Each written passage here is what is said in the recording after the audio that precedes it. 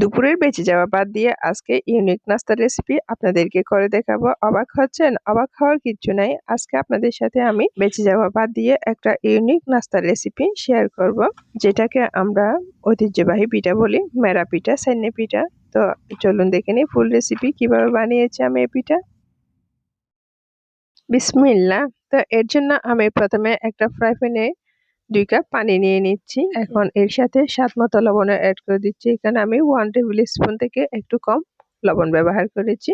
এরপর পানিটা সিদ্ধ হওয়ার জন্য আমি অপেক্ষা করতেছি। এই মেরা পিঠা বানানোর জন্য আমি একটা খাই রেডি করব।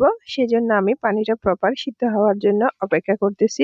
পানিটা যদি প্রপার সিদ্ধ না হয় সেক্ষেত্রে পিঠাটা পারফেক্ট হবে না, যেহেতু আমি সেখানে বাদ দিয়ে রেডি করব। এখন পানিটা পারফেক্টলি কুক হয়ে গেছে, পারফেক্টলি সিদ্ধ হয়ে আসছে। এখন এর মধ্যে আমি 2 কাপ চালের গুঁড়া অ্যাড করে দিয়েছি। 2 কাপ পানির জন্য 2 কাপ চালের গুঁড়া।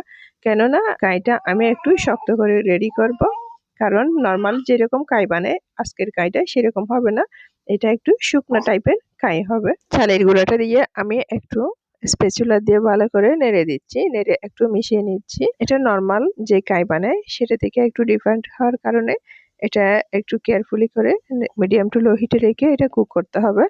এখন আমি নেড়ে চেড়ে দিয়ে একটা ঢাকনা দিয়ে ঢেকে দিব। ঢাকনা দিয়ে ঢেকে মিডিয়াম টু লো হিটের মাঝামাঝি রেখে আমি 3 মিনিট কুক করব। 3 মিনিট পর আমি এটা চুলা থেকে নামিয়ে কাইটাকে একটু মতে নিব।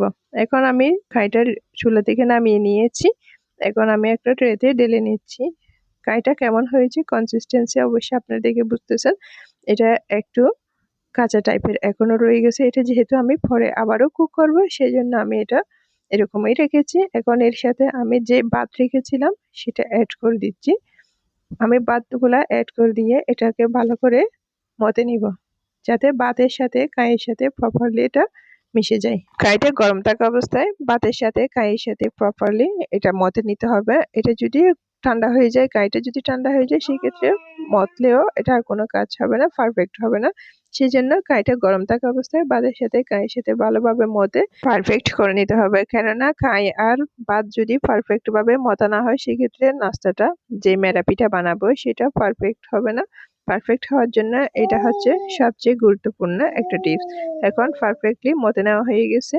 এখন এর সাথে আমি 1 কাপ পরিমাণ নারকেল কোঁচা অ্যাড করে দিচ্ছি। আপনারা চাইলে এটা আরো আপনাদের পছন্দ অনুযায়ী কুচি করে অ্যাড করতে পারেন, বাট আমি এভাবে অ্যাড করেছি যার যার পছন্দ অনুযায়ী। এখন নারিকেলটা দিয়ে আমি কাইয়ের সাথে নারিকেল ভালো করে হাত দিয়ে আবারও মধ্যে এটা মিশিয়ে নিয়েছি। মিশিয়ে নেওয়া হয়ে গেছে। এখন এর থেকে আমি ছোট ছোট বল আকারে শেপ দিয়ে নিয়ে আমি মেরা পিঠাগুলো রেডি করে নিই। এই যে একটা পিঠা রেডি করে আপনাদেরকে দেখাচ্ছি কতটা সহজ। দুপুরের বেঁচে যাওয়া ভাত দিয়ে মাত্র 10 মিনিটে এরকম একটা মজার নাস্তা কে কে খেয়েছেন আমাকে কমেন্ট করে জানাবেন। আপনারা যদি না খান সেটা অবশ্যই বাসায় বানিয়ে খাবেন, দেখবেন কতটা মজা। এটা এতটাই মজা, গরুর মাংসের ঝোল দিয়ে, মুরগির মাংসের ঝোল দিয়ে, চিনি দিয়ে এমনিতেও খাওয়া যায়। এটা কিন্তু ছোট বড় সবাই অনেক বেশি পছন্দ করে।